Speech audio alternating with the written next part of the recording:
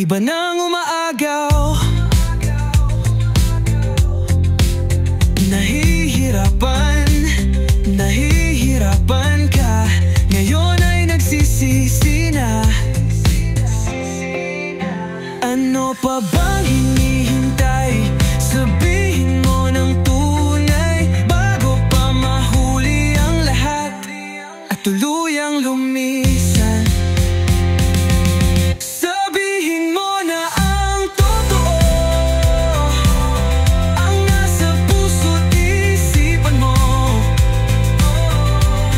Kung di pa aaminin to, baka tuluyang mawala ako.